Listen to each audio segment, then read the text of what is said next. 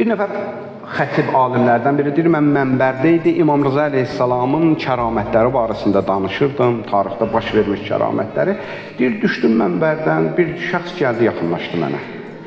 Salam verdi, ondan sonra dedi ki, ağa, sən oxuduqlarını danışırsan, gəl mən sənə həyatımda baş vermiş bir hadisəni danışım.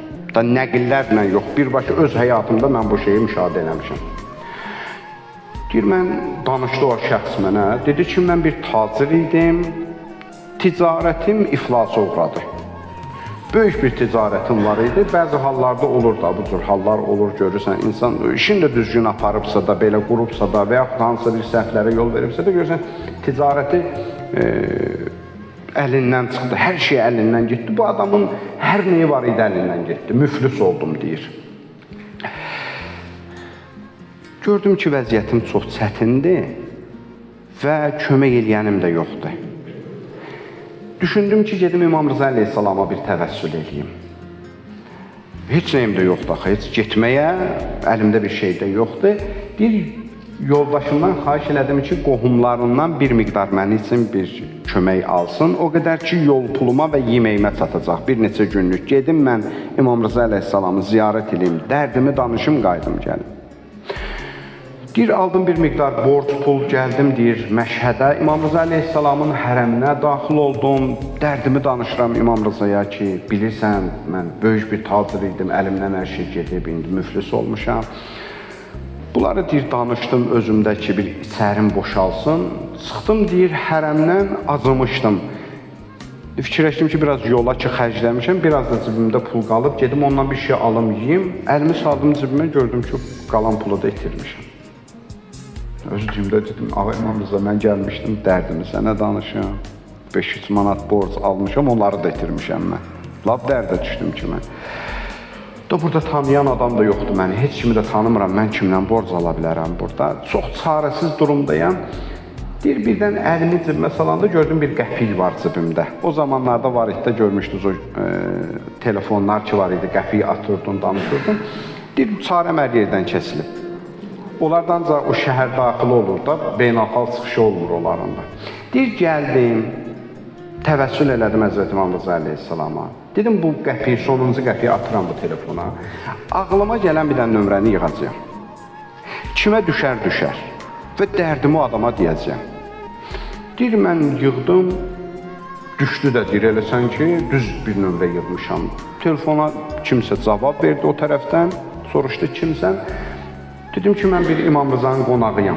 Başıma gələnləri danışdım ona. Dedim, çətin durumdayam. Belə bir halda bilmədiyim bir nömrəni yığmışam, sizə düşdüm. Dedi, hardasan, yervi de və oradan tərpənmə.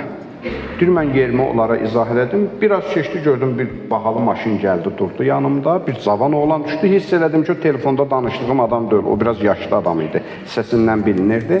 Mənim indirdilər maşına, apardılar, götürdülər. Gördüm, bir böyük də bir imarətdir, imkanlı bir adamın evidir. Daxil olduq. Deyir, bu adam gəldi, qarşıladı məni, görüşdü mənlə. Gözəl bir süfrə açıblar mən üçün. Oturduq, çörək yedik. Mən də azam elə qarnımın doymağını istəyirəm.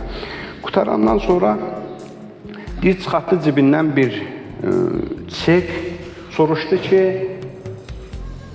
sən bu iflasda nə qədər zərər eləmişsən, nə qədər borclar yaranıb sənin üçün, nə qədər borcun var? Böyük bir məbləğ idi, dedim bu qədər. Yazdı, imzaladı, çeki verdi mənə, dedi, qaydandan sonra borclarımı qaytararsan. İkinci bir çek çıxartdı. Orada bir məbləğ yazdı, onu da imzaladı. Dedi, birinci çek ki, o pul verdim sənə, o bitdi. Onun söhbəti yoxdur da. O sənə qaytarlasaq məbləğ deyil, get borcları ver. Bu ikinci rəqəm ki yazdım bura, bu pulu get çıxart, təzədən ticarət qur özün üçün. Əgər əlin yaxşı gətirsə, ürəyin istəsə gətir borcumu qaytararsan, istəməsə heç onu da qaytarma. Fikirləşdim ki, bu cür təsadüf mümkün deyil olsun. Dedim, axı nə məsələdir bu? Sən məni tanımırsan, bu boyda iş görürsən. Dedim, mən özüm çox böyük imkanlı bir tacirəm, çox böyük mənim imkanlarım var. Oğlum xəstələnmişdi, sarısı burada olmadı, apardı Londona. Orada deyir, həkimlər bunu analiz elədilər. 2 dəfə cavablar çox pis çıxdı.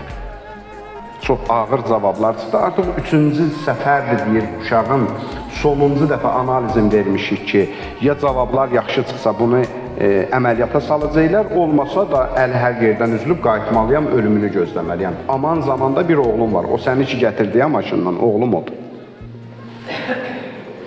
Deyir, 3-cü səfər analizləri verəndə bir İngilis deyir, heç müsəlman deyil, gəldi o orada medsestra deyirik də, tibb bacısı, qayıtdı mənə ki, dua bilmirsən, bir dua elə də, müsəlman deyil, dedi bir dua elə də, deyir, elə bir yuxudan ayıldım. Fikirləşdim, mən Ağa İmam Rızanın şəhərində yaşayıram, bu boyda bir neymət var qapımızda. Orada deyir, bir əhd peyman bağladım. Dedim, Ağa İmam Rıza, mənim balama Allah şəfa versin, mən söz verirəm ki, mən ömrümün axırına qədər malımla, evladımla, canımla xidmətinizdə olacağım. Sizin də nə əmriniz olsa mən xidmət edəcəyəm. Deyir, uşağın analizlərini verdilər, biraz keçdi, deyir, cavab sevindirici bir cavab aldıq ki, bəli, cavab bu dəfə yaxşı çıxdı, müalicələr baş verəcək və uşağımız sağalacaq, narahat oldu. Deyir, həmən günü mən yuxuda İmam Rıza əleyhissalamın özünü gördüm.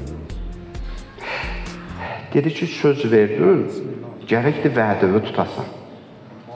Bir mən də etdim ki, mən vədəmi tuturam, amma nə vaxt bir əmr olsa mən də hazıram da.